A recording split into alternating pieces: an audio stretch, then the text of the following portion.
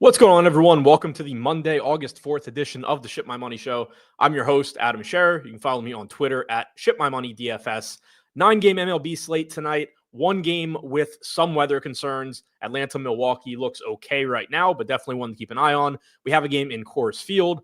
Big $5 tournament, 47,000 entries on DraftKings, $50K to first, $111 buy-in, $100K to first out there as well. So should be a pretty fun tournament night. Plenty of stuff to try and win over on DraftKings. Going to talk through game by game as usual, break down each game, matchups, ownership, projections, all of that using the Run the Sims projections. I'll also talk about what my exposures would look like in the $5 if the slate started right now. Obviously, those change, and you should take them with a grain of salt anyway, but gives us something else to talk about. Lost chat, but I know there was something. Choke Hold'em said, would you do anything different for the Iron Man tonight that pays out everybody? I don't know what you're referring to. I'm guessing that there is a free roll that I was not aware of. Will I be playing any 5-man Toronto stacks in the $5? Probably, but I'll take a look as we go through the show to see what I'm getting to. One thing before we get into it, though, I had mentioned it the other day and then forgot during the show. But our NFL projection packages are live now at Run the Sims, and our projections themselves are also live. Not live in the sense that like they're ready to go for week 1 or anything, but live in the sense that like Brian and I did spend about an hour today just putting in semi-reasonable rates. So if you do, you're just excited for NFL and you want to go in and mess around with stuff, you can. You can also, see how things work. One thing I really like about our stuff is I've mentioned it with the baseball projections that they're fully detailed. You can see exactly what's going into them. Goes a step further with NFL. They are fully detailed, but you also can customize all of the rates. You can customize the points scored, the pace of the game, every player's market shares, all of that stuff. So if you look at something in the projections, or if you're somebody watching a YouTube show and you just disagree with like what I'm saying, for example, about a player, you can go right in there and adjust it and then rerun the Sims, and it'll use your projection in our play-by-play Sims, give you updated projections that you can also use when you simulate your lineups. So if you have already signed up or you are going to sign up, that stuff is available for you to mess around with now. Familiarize yourself with it. There will be some updates between now and the start of the season in terms of functionality and us kind of adding things to it, but you can mess around with it. You can start to get familiar with it now. As you can see, works like a normal sim, gives you, your expected value of the lineup. Here's the line, lineups here, shows you the expected value, top 0.1% finish, top 1%, etc. A lot of settings that you can mess around with. Also, in the optimizer, we have a normal optimizer that you're probably familiar with, but if you prefer using an optimizer as opposed to a sim, you can do that as well. So pretty excited about all of this. There are several subscription packages on the main site for you to choose from, and make sure you use the promo code EARLYBIRD. Gets you 15% off of whatever NFL package you decide to use. So check that out. Everything over there is live now. You can sign up for our NFL stuff. Now, getting back to MLB, as always, if you have questions, throw them in the chat. If I have something to say, I will do my best. Apparently, a lot of people know about Iron Man, and I didn't, so I was told to check my tickets. I probably just didn't qualify. I don't play every day. Play most days, but I didn't play every day. So yeah, I don't see a ticket. I think it's probably because I didn't qualify. So getting into it here, starting with Cleveland taking on the Mets in New York. About a 5 total for the Mets, 3.5 to 4 for the Guardians. Sean Manaea on the mound for the Mets. For Cleveland, we have Slade Ciccone. Ciccone coming in at $8,400. Manaea coming in at $9,500. We have a high projection on Manaea. I personally knocked it down a little bit, but it still makes him one of the highest projected pitchers on the slate for me as well. He has looked pretty good so far for the Mets in terms of his ability to get strikeouts. The matchup here against Cleveland is fine. You have a couple of hitters in this lineup that are very difficult to strike out in Ramirez and Kwan, but overall, not a bad matchup. 28% strikeout percentage through his first 14 innings pitched this year. Do expect that to come down somewhat, at least. There's nothing jumping off the page in terms of his stuff or anything like that. Stuff plus is up slightly from last year, but still league average. Fastball velo is actually down about a mile an hour from last year. His command is about the same as last year, but even last year, he struck out 25% of the hitters that he faced as a starter. So you have a good strikeout pitcher here. He is probably a little bit more expensive than I would like at 9,500, but as a result, he's not getting much ownership either. Pitching on this slate isn't great. So 9% projected ownership right now. I'm getting to about 25% on Manaea. This is a spot that I would expect to be very ownership sensitive.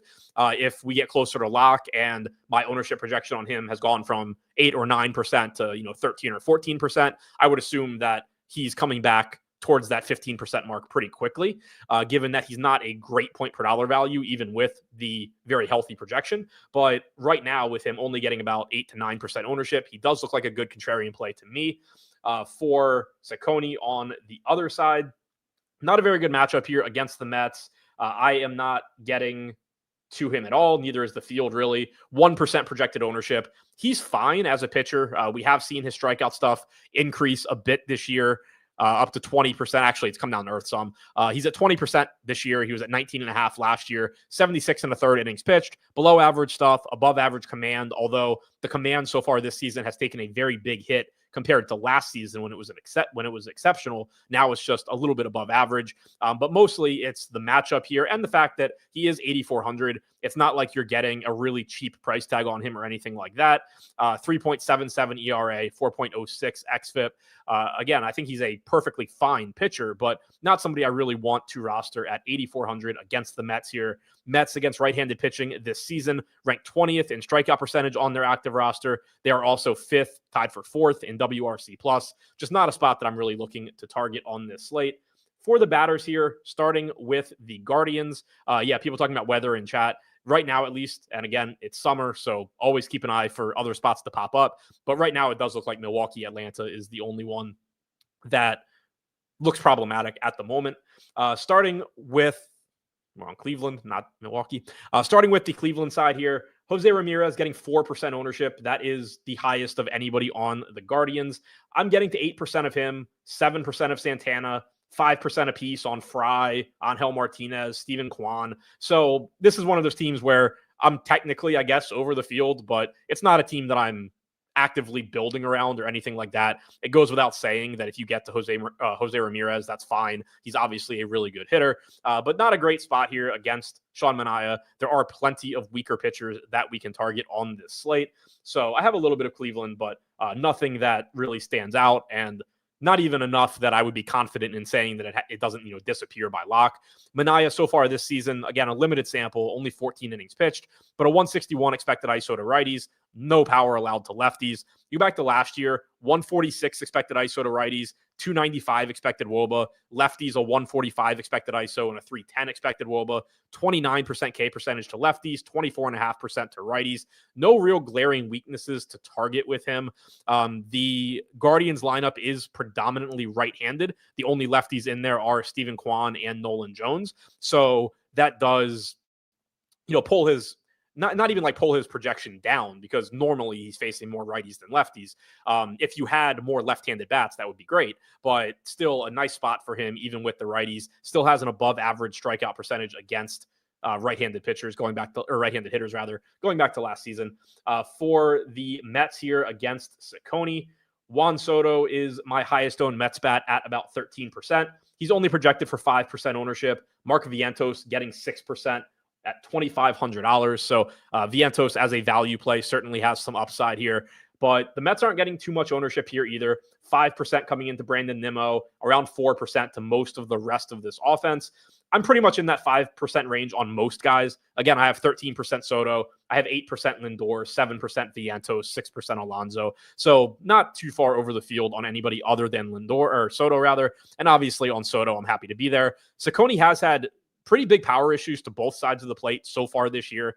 232 expected ISO allowed to lefties, 205 to righties. Overall production there has been more overall production by lefties, 377 expected WOBA, 336 to righties. But definitely happy to get to some left-handed power here, or just power in general. Obviously, Juan Soto is going to stand out a bit at 5,800, so I do like that.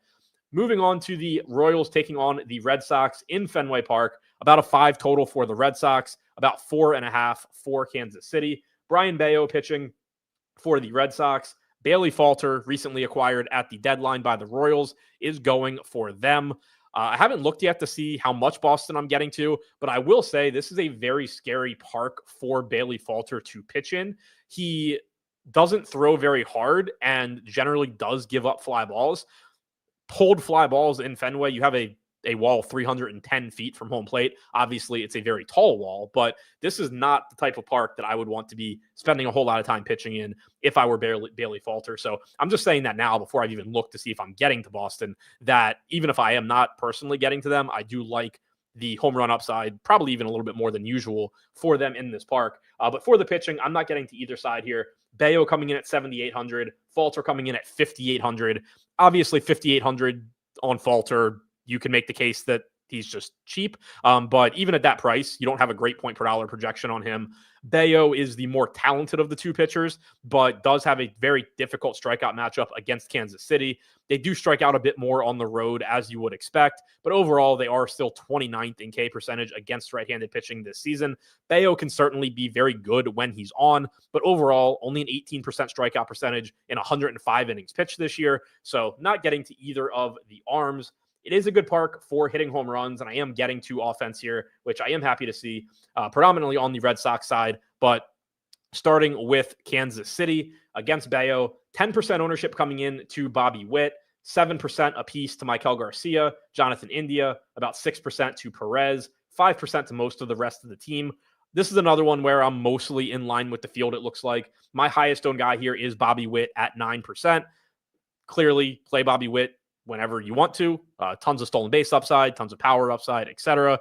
It is a home run upgrade for Kansas City. You know, they're a team that plays their home games in a park that is good for scoring runs, good for doubles, good for triples, not good for hitting home runs. So getting them in Fenway, even though they already play in an environment that is good for scoring, it's better for fantasy scoring. So that is a benefit for them. But again, not prioritizing them here. So far this season, Bayo holding righties to a 148 expected ISO, holding lefties to a 159 expected ISO.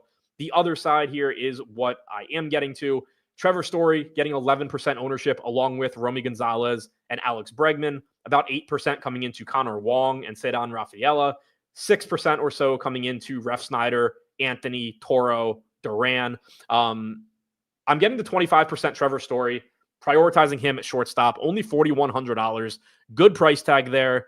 Bailey Falter against righties this season, allowing a 213 expected ISO, only a 15% strikeout percentage, 355 expected WOBA. Story is cheap. He gives you some stolen base upside as well. Only a 137 expected ISO in 136 plate appearances against lefties since last season. Obviously, he's been hurt a lot over that stretch. Only 174 plate appearances if you go back to 2023. If you go back to 2022, you get to 268 plate appearances, still only a 156 expected ISO. So you do have several years here of him not really producing at a high level against left-handed pitching. But at the same time, that's 236 plate appearances is like what a lot of guys get in one season against left-handed pitching. It is still a smallish sample size. And more importantly, he's $4,100 in Fenway Park. So very happy to get to him.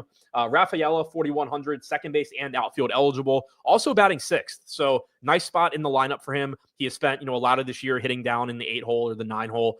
So I'm getting to 24% of him at 8% owned. He has hit much better at Fenway this year. Part of that I would expect is just noise, but it does also make sense for him to hit well at Fenway given the park factors of Fenway Park. So I like Ceddanne Rafaela here. He's another one that gives you stolen base upside as well. After that, getting to about 14%, Alex Bregman. Again, right-handed power bat in Fenway. He's getting 10% ownership at 4,900. I have 12% Romy Gonzalez at 11% owned, 9% Toro, 6% on Anthony, Ref Snyder, Duran. So I'm pretty much in line with the field on like Wong, Duran, Ref Snyder, Anthony, but I'm a little bit over the field on Toro, Gonzalez, and Bregman, and I'm way over the field on Story and Rafaela. Just happy to get to those guys. Doing a double check Bailey Falter's stolen base numbers this year, because I would absolutely be lying if I told you I had any idea if he's good at holding runners. So far this season, and again, this is with Pittsburgh, so there is a change in catcher, obviously. But so far this season, he has allowed 10 stolen bases this year. He allowed 18 last year. So probably at least some stolen base upside here. In our projections, we have nothing too crazy, which actually makes me happy. I've mentioned this on shows before, but like, if I'm getting a lot of Trevor Story and I'm getting a lot of Ceddanne Rafaela and we have them with like a 0.3 stolen base projection, I, in some ways, like that less, because it's probably more fragile in that if we're projecting the stolen bases too high for, him in Kansas City or whatever, then I wouldn't like them as much. But I like seeing that they're at like 0.15, very reasonable stolen base number. It's certainly not projecting them to just steal a base every time they get on or anything like that. So that makes me actually feel even better about the fact that I'm getting to them. I certainly don't think that we're over projecting their stolen bases. Jarren Duran, obviously some stolen base upside as well.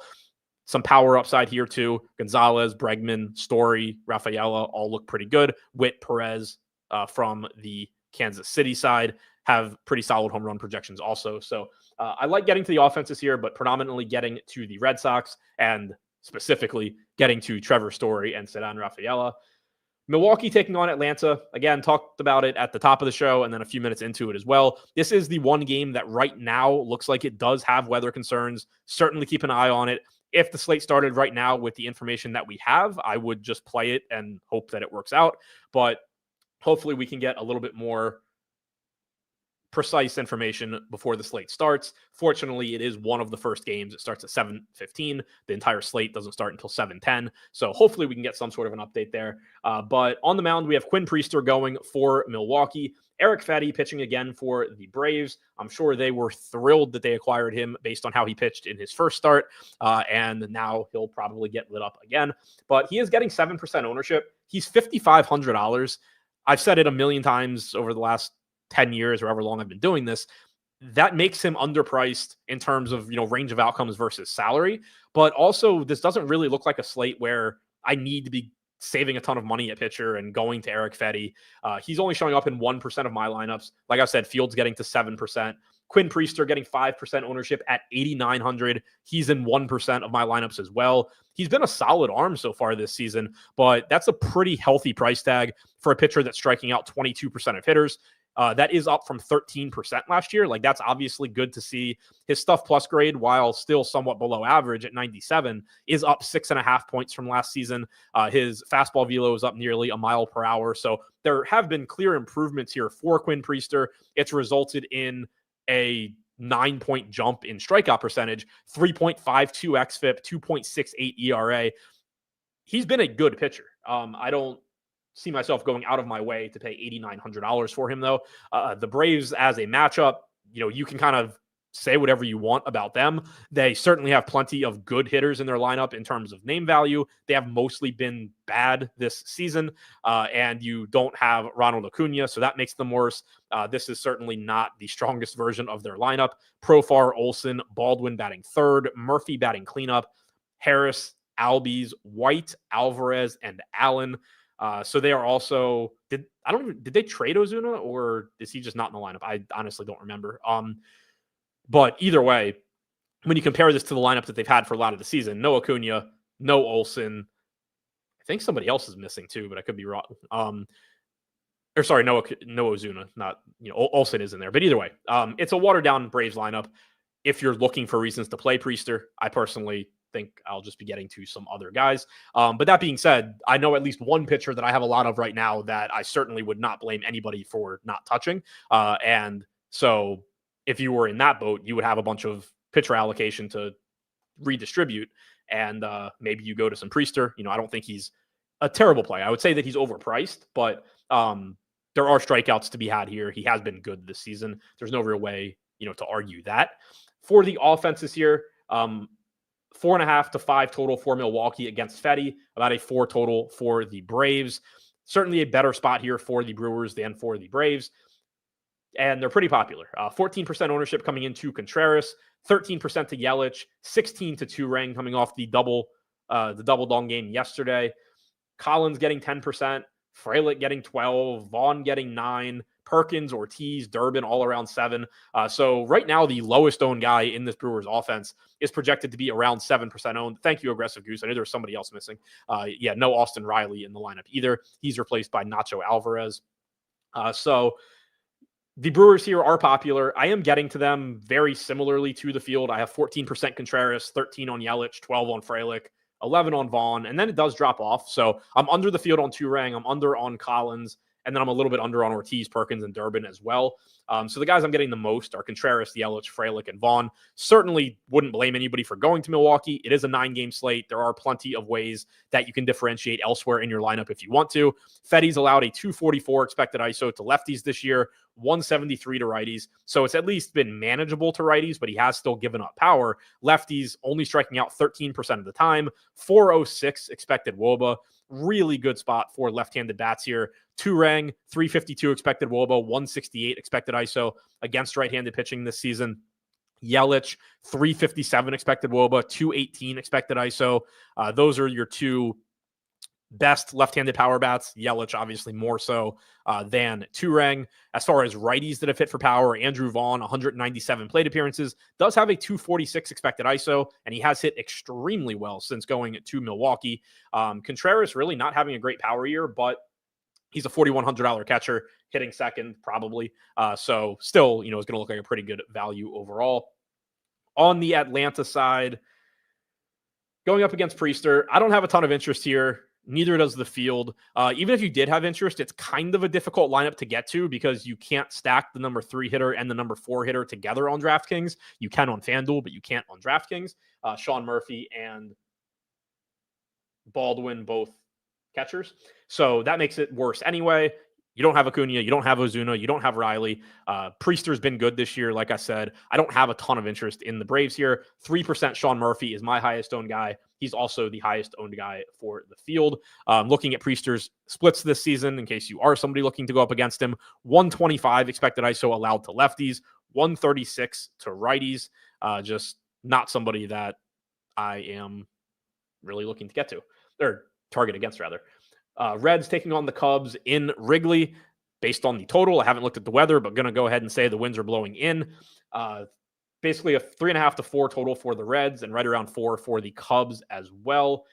For the Cubs, Michael Soroka, recently acquired at the deadline from the Nats. He's on the mound for the Cubs at $7K. Nick Lodolo going for the Reds at $8,700. Soroka right now projected for 44% ownership. I'm getting to 17%. Maybe that ownership projection number comes down, but it is a pretty good spot for him. You do have the wind blowing in, so that helps. He is only 7K, which is nice. The Reds offense against right-handed pitching ranks 10th in strikeout percentage. They rank 19th in WRC+. Soroka has been pretty good this year for the Nats. He struck out 25.5% of hitters in 81 innings pitched. One really big issue with Soroka, though, that I will point out is that he has had trouble the third time through the order when the Nats would let him do it. I would not be surprised at all if the Cubs, a very good team, a team that has a good bullpen, that is obviously firmly in the playoff race, I would not be surprised at all if they have a short leash on him in the sense that they just want him to go through the lineup twice and then be done. Do not be surprised. And we saw it yesterday to some extent with Colin Ray. He was pulled at like 77 pitches. Normally, they only let him go around 80 or so. I think you could see that very similar treatment with Soroka. What they did with Ray yesterday, they pulled him after 4 2/3. They let him face the 5th inning. It was the number 9 hitter, followed by it was 9-1-2. And the 9 hitter was a righty, the 1 hitter was Jackson Holiday. They let him face those two, and then I think he faced the number 2 hitter, whoever that was. And then with 1 guy on and 2 outs, they took him out with Gunnar Henderson, the lefty, coming up. I would expect that you see something very similar with Soroka here. If you look at the top of the order for the Reds, you have left-handed TJ Friedl leading off. Then you have right-handed Matt McClain. You have left-handed Ellie De La Cruz. I would be very, very surprised if Michael Soroka faces Ellie De La Cruz for a third time, unless it's like, 10-0 Cubs already. Then maybe they let him. But I would especially, and really the only reason I'm even getting into this is the massive ownership projection on Michael Soroka. If, like, I understand it from a value standpoint, but I think it's very unlikely this guy is going, more than like 5 innings. So I'd be shocked in a competitive game if he faces De La Cruz for a third time again, unless it's like 10-0 or he's throwing a no-hitter or some like, extreme circumstance. If this is just a normal game, I would expect him to get pulled at the very latest after he faces Matt McLain for the third time. So I'm only getting the 17%. You can see that in our projections as well. We have him projected to face, 21.5 to 22 hitters, basically to go 5 innings. So that is something that I would point out just because he is so popular. He's still, even in our projections, a good point per dollar play. I get it. But I kind of wonder, like, what does that ceiling really look like? Because, and again, like, yeah, I guess he could strike out 10 in 5 innings. But, what does that ceiling really look like? What are the chances of him actually burying you in terms of raw score if it's very likely that he's not going more than, twice through the order plus 2 hitters? So I guess I could even argue that I think the batters faced here should be a little bit lower. Like, I think he's facing 20 batters probably.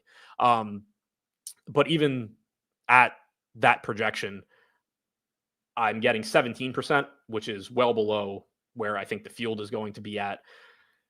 Lodolo on the other side, 11% ownership, 8,700. I am a little bit over the field here. Obviously, the same favorable pitching conditions for him, a much more difficult matchup against the Cubs, but he is relatively low owned. He does have strikeout upside. The K rate for him this year it is slowly catching up with last year. He had started out kind of living around 20, 21%. He's up to 23.5% now through 128 innings pitched. I don't remember if it was last start or the one before that he just struck out everybody in the world against the Dodgers. But you are seeing that strikeout percentage slowly get back in line with last season. Stuff plus grades above average. Command has been average. He's just a good pitcher. 3.09 ERA, 3.66 xFIP. Again, very difficult matchup here against the Cubs. They don't strike out a ton. They have a lot of really good hitters, but you're only getting about 10% ownership on Lodolo. I'm getting to about 18% here. People are pointing out Soroka's outs line on sites as well. I completely agree with that. Like, I actually think I probably will knock the projection on him slightly just because, again, I would be really surprised if he faces more than 20 hitters.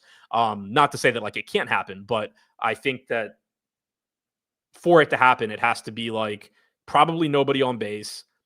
Probably the Cubs have like at least a couple run lead and he's pitching really well. So, like, again, it can happen, but I think most likely the Cubs would probably be thrilled if he gets them 20 batters and then they can go to the bullpen against De La Cruz. So yeah, I'm under the field on Soroka and I'm perfectly fine with that. I do think he's underpriced in terms of median projection, but I'm not super worried about him burying me and me not being able to win because I don't have Soroka. Offensively here, I am not getting to too much of the Reds against him. Obviously not good hitting conditions, wind blowing in. I have 5% Matt McLain at 2% owned. Nobody on the Reds is projected higher than 3% right now. I have 5% McLain, 5% De La Cruz, 2% or less of everyone else. 4,100 McLain, certainly a perfectly fine price tag. De La Cruz, whenever you can get to him at no ownership, there's some appeal, but nothing that stands out as a priority from the Reds. So far this season, Soroka, against lefties, 140 expected ISO, 129 against righties, 25% strikeout percentage against both sides. Again, he's been a very solid pitcher this season. On the other side for the Cubs against Lodolo, I'm not getting to much of them either. Nico Horner, 5% ownership, is the highest owned guy from the Cubs for the field, and he's also my highest owned guy. I have 4%. Other than that, I have 1% of Suzuki, Shaw, Kelly, Swanson. Not really getting to the Cubs here against Lodolo. This season, Lodolo against right-handed hitters, 24% strikeout percentage, has given up some power with a 185 expected ISO, but mostly he's been good against them. Lefties striking out a little bit less at 22%, but also only a 135 expected ISO.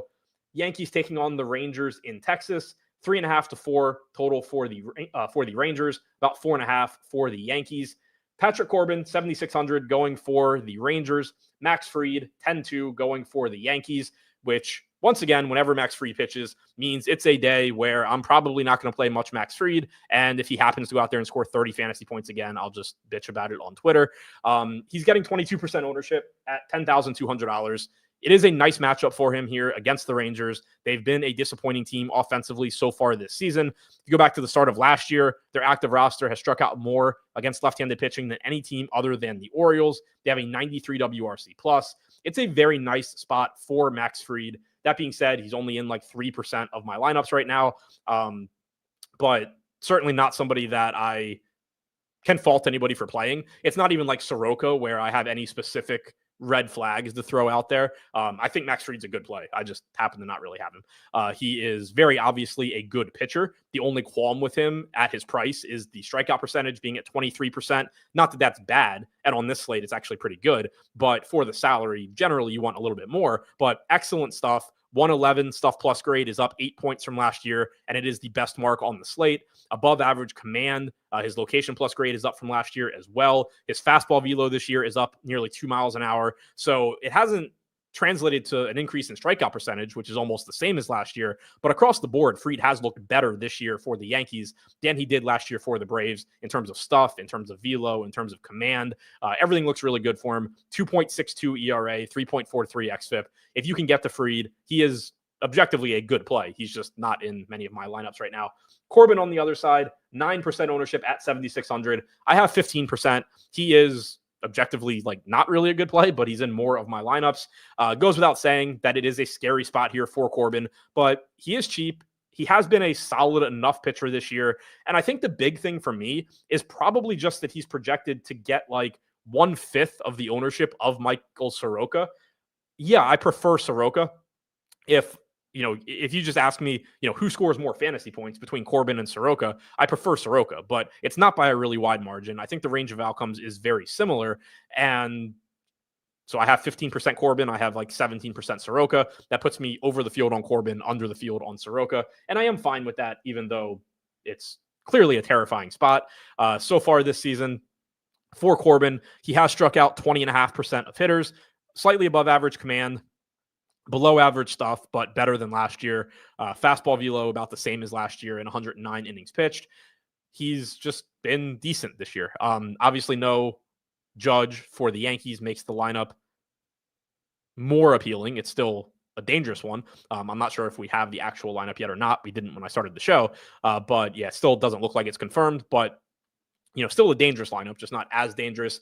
You do have some left-handed bats here, which is nice. Grisham's left-handed, Bellinger's lefty-handed, Jazz is left-handed, Rice is left-handed, McMahon is left-handed. Lefties this season, a 142 expected ISO against Corbin, 22% strikeout percentage. Righties have struck out 20% of the time. So you do get a little bit of a strikeout bump, assuming that you get a pretty lefty-heavy lineup from the Yankees. And the nice thing is if they don't go lefty-heavy, they're sitting a lot of their main guys. So that is nice as well. If we look at strikeout percentages against left-handed pitching for the people that are likely to be in the Yankees lineup, Goldschmidt doesn't strike out a lot, but since last year, Austin Slater, 25% K rate, Bellinger, very tough to strike out, Stanton's at 29%, Jazz is at 26%, Dominguez is at 31% if he's in the lineup, Ahmed Rosario, tough to strike out, Volpe's at 21%, Wells is at 24% if he's in the lineup. So there should be some strikeouts in this lineup for Corbin. Again, I think Soroka's the better of the two pitchers, certainly has the better matchup and is probably more talented based on what we've seen this year. But I do like the ownership discount that you're getting on Patrick Corbin. For the bats here, Yankees aren't getting much ownership, which surprises me a little bit, but I'm not getting a ton of them either. I have 7% Stanton at 4% owned. I have 7% Goldschmidt at 6% owned. Other than that, everybody here is projected to be less than 5% owned for the Yankees. I have 6% Volpe, 4% Rice, and it goes down from there. For the Rangers against Fried, I am not looking to get to them. Neither is the field. 1 to 2% ownership projected to Semien, Young, Seager. That's the high mark. I have 3% Semien. That's my highest owned guy. This is not a spot where I'm not getting to Fried because I think he's worse at pitching than the field does or anything like that. I'm not getting to Fried because I'm just spending that money elsewhere. I'm pretty much, based on my exposures, hoping for that middle ground where Fried has a good start. Maybe he scores 18 DraftKings points, and I just don't need him to win. I don't need the Rangers to win. And I can move on. So I don't really have either side of that matchup. Obviously, if I had to choose a side, I would take the Max Fried side very quickly. Toronto taking on the Rockies in Colorado. Around a 7 total for the Blue Jays, around 5 for the Rockies. A god-awful Rockies offense and a solid enough Toronto offense. Tanner Gordon on the mound for the Rockies. Eric Lauer going for the Blue Jays. And this is the pitcher that I was referencing earlier when I said I have a lot of a pitcher that I wouldn't blame anybody for not touching. Eric Lauer is only $6,300 here against the Rockies. He is right now projected for 5% ownership, and I have 32%. So maybe I'm just too low on ownership and it ends up coming in higher, but 6,300 for him against the Rockies. The thing that I would really highlight here is that his salary has been adjusted for Coors Field. So that doesn't mean that it removes the risk. Like, obviously pitching in Coors Field sucks no matter what your salary is, and you're going to project worse than you would if you were anywhere else pretty much. But this is somebody that, based on what he has done so far this season, in 55 innings pitched as a starter, he has struck out 26% of hitters. He has a 3.74 xFIP, 3.25 ERA. Those are clearly not $6,300 numbers. He's generally been more expensive than this. I don't have his game logs in front of me, but going from memory, I think he's been popular at like $8,700 or something recently. So you are getting, from like a projection standpoint, a range of outcome standpoint, you're getting a lot of the risk baked into this price. Again, not to say that making him cheaper means he's going to pitch well, but you are accounting for it in that salary.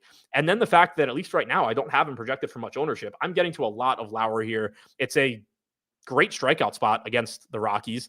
They traded McMahon at the deadline, which Lauer's a lefty, so not a huge deal anyway, but one of the only guys on this team that could hit. You have Freeman, Tovar, Goodman back at the top, Bernabel, Doyle, Estrada, Fulford, and Farmer for the Rockies. Clearly not the most scary lineup for Lauer to face.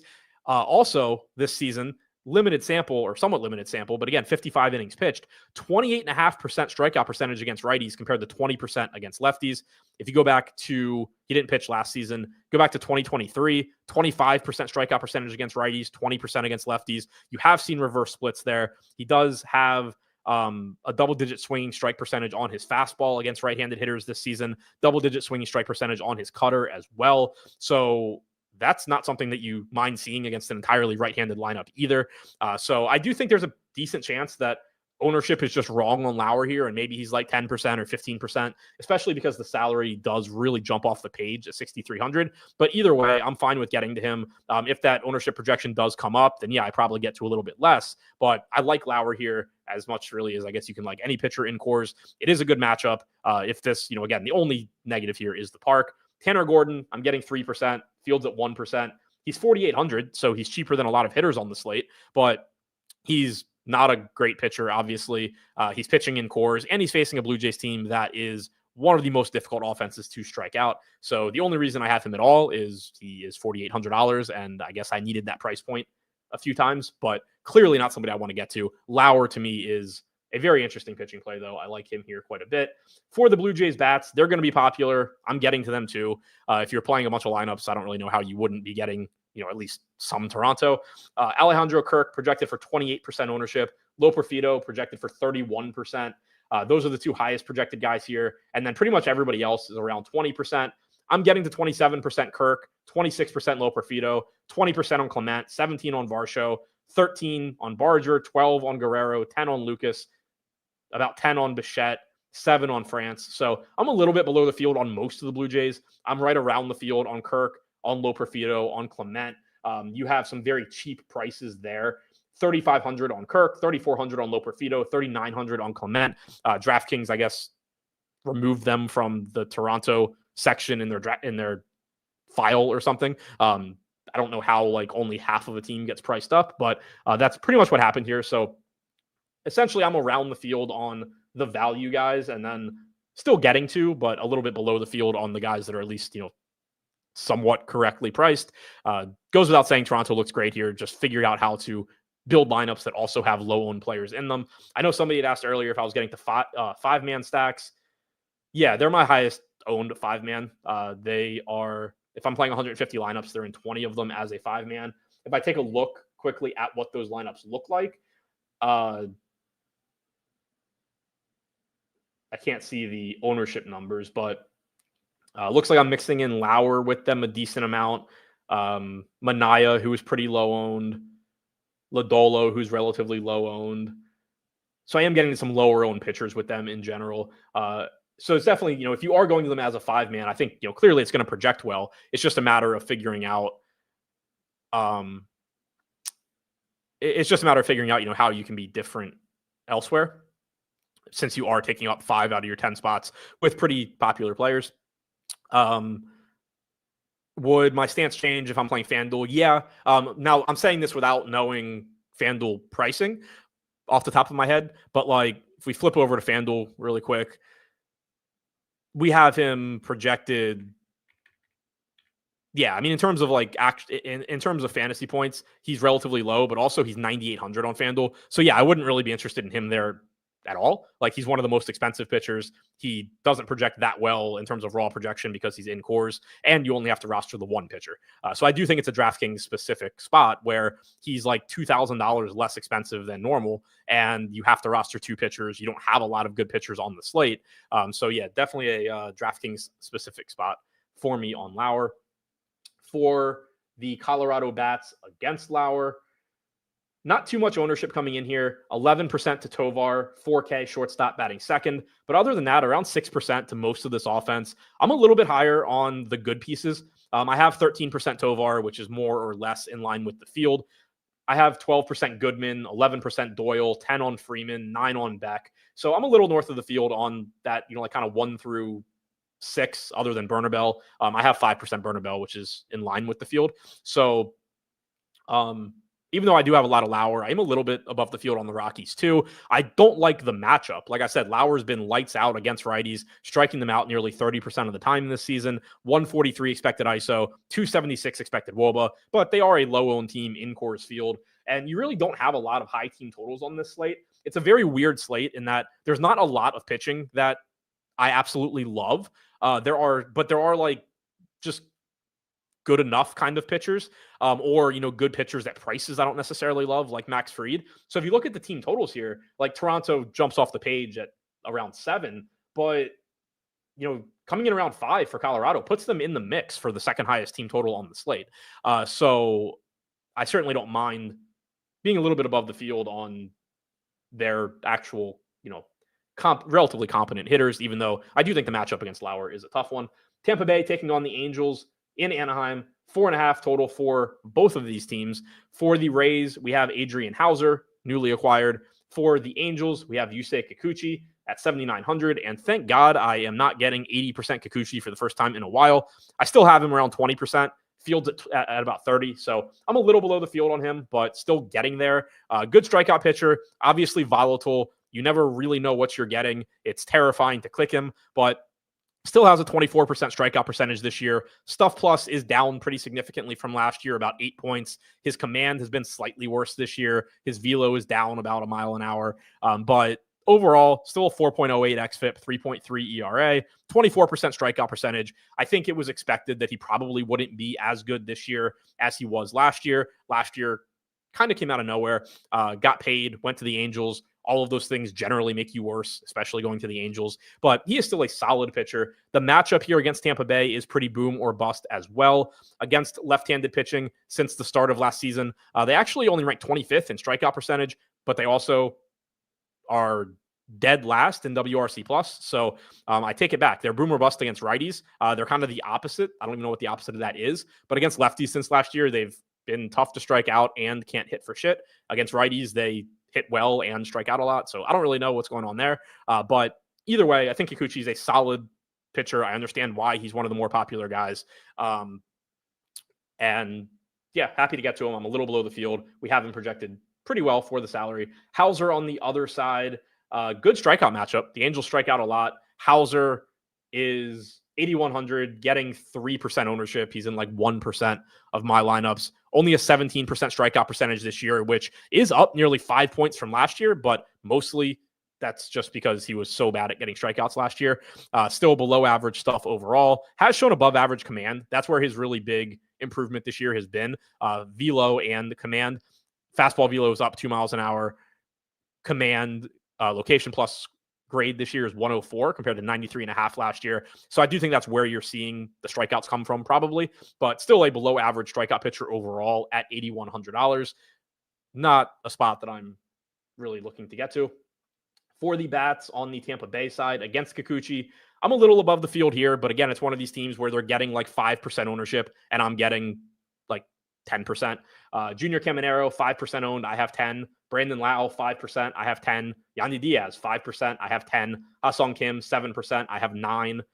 Morel, 5%. I have 7. So not taking any crazy stands on Tampa Bay, but I do think that those hitters have, some power upside here against Kikuchi. He has allowed a 206 expected ISO against righties, 22.5% K percentage against righties compared to 29% against lefties. I did mention getting to Brandon Lau. I think that probably has to do with a combination of his salary and position, because it's certainly not a good spot for him if he's even in the lineup. Lefty.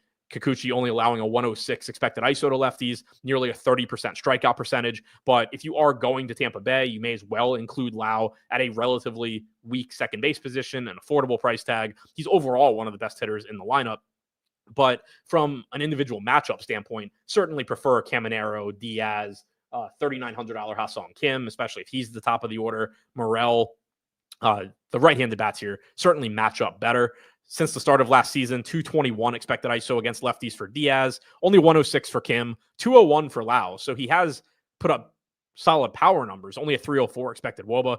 Hasn't been super productive, strikes out a lot, but when he hits it far, which, at low ownership and a cheap price tag in tournaments is good enough for me. Caminero, 155 expected ISO. That probably just comes up as the sample size gets larger. Morel, 155. So it's not like most of these right-handed bats outside of Diaz have done a ton of damage against lefties, but Kikuchi does struggle to limit right-handed power. On the Angels side, against Hauser, 8% Mike Trout is the high mark for me. He's projected for 6% ownership, which is the high mark for the field as well. Everybody else, 5% owned or less for the field, 5% or less for me also. So, again, Hauser, not a horrible pitcher, not somebody that I'm really going out of my way to target here. Sub 100 expected ISO to right-handed hitters this year, 151 to lefties, just doesn't strike out a lot of guys and is relatively expensive. So I don't really have him much, but I'm not actively targeting against him either. San Diego facing Arizona in Arizona, 4.5 total for the Diamondbacks, 5 to 5.5 for the Padres. JP Sears making his Padres debut. Brandon Pfaadt going for Arizona. About 5% ownership coming into Pfaadt at 6,600. About 9% coming in to Sears at 6K. I'm about 2x the field on Sears. I have 20%. I have zero confidence in him, but he is cheap and he's not named Michael Soroka. So that's pretty much been what gets you into my lineups tonight, is being somewhere in the like 6K to $7,500 range and being projected for 1/5 of Michael Soroka's ownership. I probably have like 2x the field of you as long as you don't completely suck like Eric Fetty. So 20% Sears, again, zero confidence whatsoever, but at least, you are facing a post-trade deadline Diamondbacks lineup. You don't have Josh Naylor. You don't have Eugenio Suarez. You do still have some quality bats. You have Ketel Marte, you have Carroll, you have Perdomo, you have Gurriel, you have Locklear, who's one of the higher ranked hitting prospects in baseball, came over in the Suarez trade. But the bottom of this order, Blaze Alexander, Barossa, McCarthy, Herrera, certainly not a murderer's row of anybody. If you can kind of just navigate your way through that top part, which admittedly is difficult, Sears should hopefully be able to pick up some Ks against the bottom. But again, certainly not any sort of endorsement or take as far as like, oh, I think JP Sears is going overlooked because like he's good, or no, it's none of that. It's just the matchup is good enough. He's good enough. And most importantly, very cheap and relatively low owned. So hopefully Sears gives me a decent performance here. Pfaadt on the other side, tough strikeout matchup, and it got even tougher at the deadline. This Padres team made a million moves. They added O'Hearn, they added Laureano. Don't know yet what the lineup will be tonight, but this was a team that earlier in the year sort of had like a really top-heavy lineup where you had Tatis, Machado, Arise. Not that he's a great hitter, but he's impossible to strike out. Merrill, Sheets, 1 through 5. And then there was kind of like a big relatively big drop off.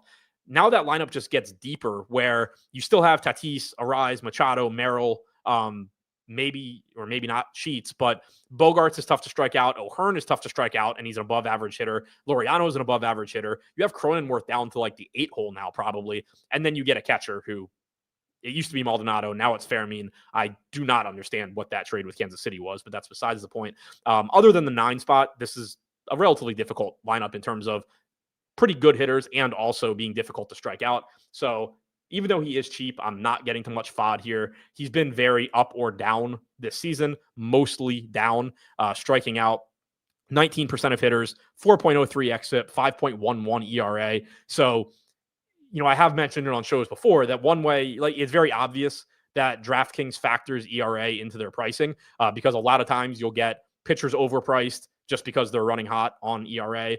Here, I do think you could argue that it's the opposite. Like in terms of talent, FOD is probably like a $7,500 guy and he's 6,600, but still not getting to him here, even though I do think that he's been a little bit unlucky in terms of the run prevention this year. His strikeout percentage is down about 5 points from last year. His stuff plus grade is down 5.5 points. So it's not like his location plus grade is down 4.5 points. So it's not like there aren't red flags and he's just been unlucky. There are red flags everywhere, and he's also probably been unlucky. For the bats here, starting on the Padres side, about 8% ownership coming into Manny Machado, 8% coming into Freddie Fairmean right now, which, okay. He's 2,300. I mean, I guess if you just want to punt catcher, that's fine. But not much ownership coming into the Padres, mostly like 5%, give or take, throughout the lineup.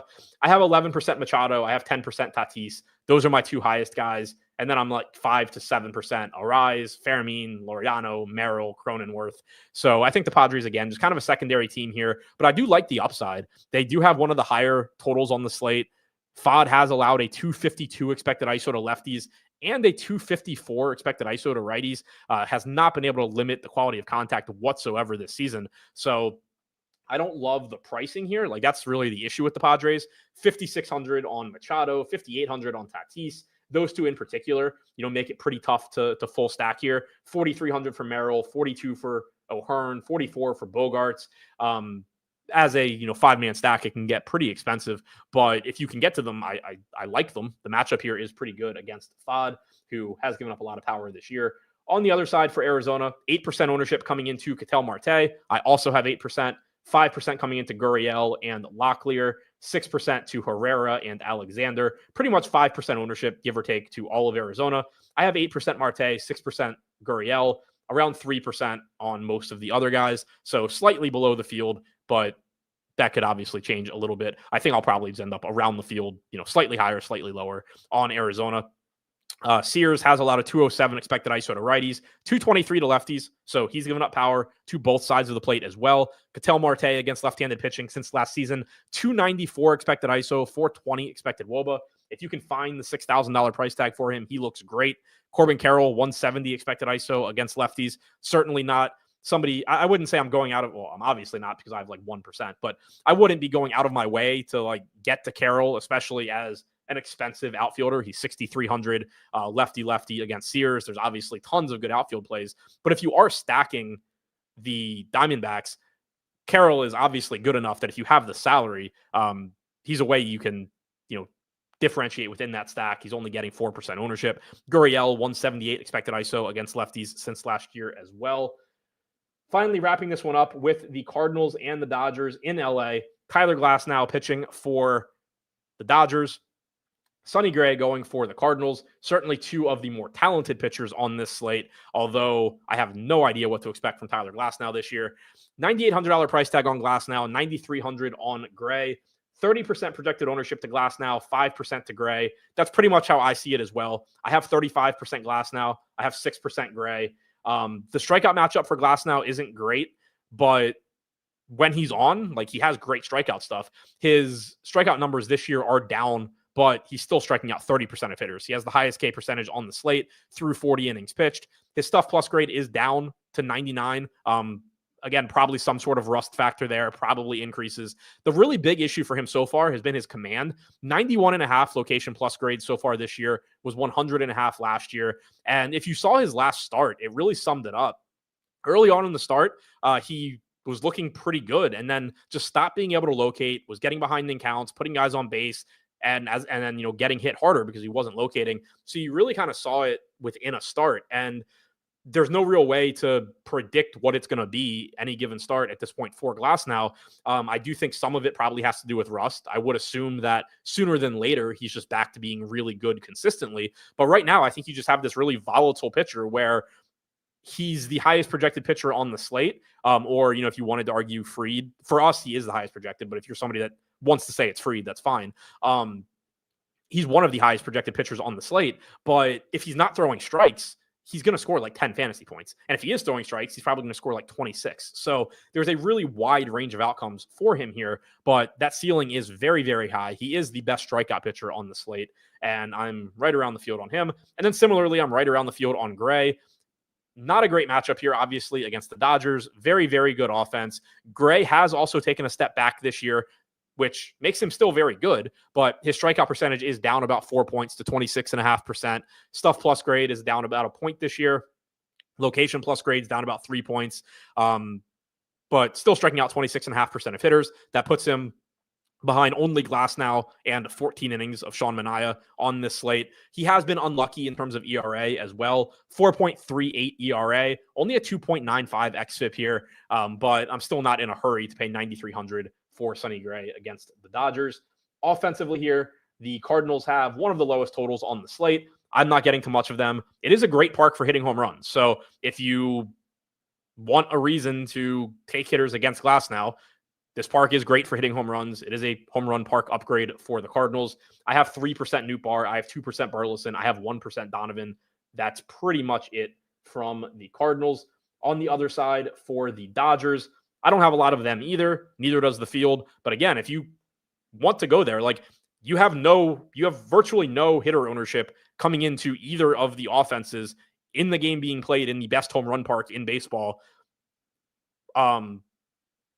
Obviously, like you can make a case for that, especially when you're talking about like a 50,000 entry tournament like you have on DraftKings. But again, still not getting to much. 7% ownership coming into Ohtani is the highest for a hitter in this game. I have 7%. I have 7% Mookie at 5% owned, 6% Smith at 4% owned, 5% Muncy at 3% owned.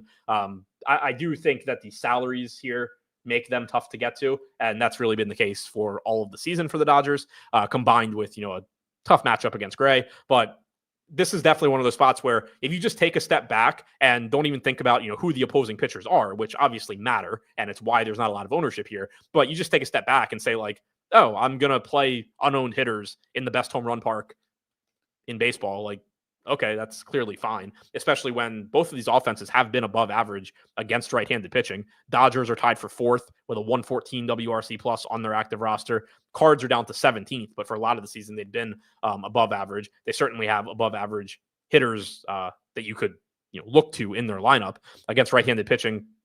So far this season, Alec Burleson, 216 expected ISO, Contreras, 233, Newt Bar, 209. There are obviously guys you can target here, but all of that being said, I'm not treating it any differently than the field is. We're in alignment there. But I did just want to point out the fact that there is no ownership in the game that is in the best hitters park, or home run park rather, in baseball. So to recap everything, highest projected players on the screen, and I'll go through my highest owned players if the slate started right now. Starting with the pitchers, my highest owned pitchers are Glasnow, Lauer, and Manaea. My highest owned catchers, Alejandro Kirk, William Contreras, Hunter Goodman. At first base, Vlad Guerrero, although I am below the field, Vlad Guerrero, Andrew Vaughn, and Yandy Diaz. At second base, Ceddanne Rafaela, Ernie Clement, and Romy Gonzalez. Third base, Alex Bregman, Manny Machado, Junior Caminero. Shortstop, Trevor Story, Ezekiel Tovar, Bo Bichette. Outfield, Joey Loperfido, Dalton Varsho, Christian Yelich, Juan Soto, Sal Frelick. Overall top stacks for me, Toronto, Boston, Milwaukee, Colorado, and Tampa Bay. Top five mans, Toronto, San Diego, Boston, Milwaukee, and Colorado. Home run pick, I will go. I do like Soto a lot. I don't know if that's cheating, but Saccone has struggled to limit left-handed power. If I can't go to him, I'll stay out of Coors. I won't take Ohtani. I do like Ceddanne Rafaela here against Falter. Yeah, I'll go there. If I can't take Soto, I'll go to Rafaela. I like that one, and I'll probably have a lot of him in lineups as well. That wraps this one up. Thank you for checking out the show. Don't forget to hit the thumbs up button, subscribe to the channel, and most importantly, use promo code EARLYBIRD to get 15% off of our NFL packages. There is data loaded now. You can go in, familiarize yourself with the optimizer, with the sim, see how everything works. Obviously, jump into the Discord, which is free. If you have any questions, happy to talk about anything in there as well. We will have tutorial videos coming out in the next week or so also, talking about everything we have. We'll have one from Shady Advice talking about his portfolio optimizer as well. So keep an eye out for that stuff if you have questions. But if you just want to get started on everything, promo code EARLYBIRD, 15% off. Link in the description below. Good luck on your lineups tonight. See you back here tomorrow.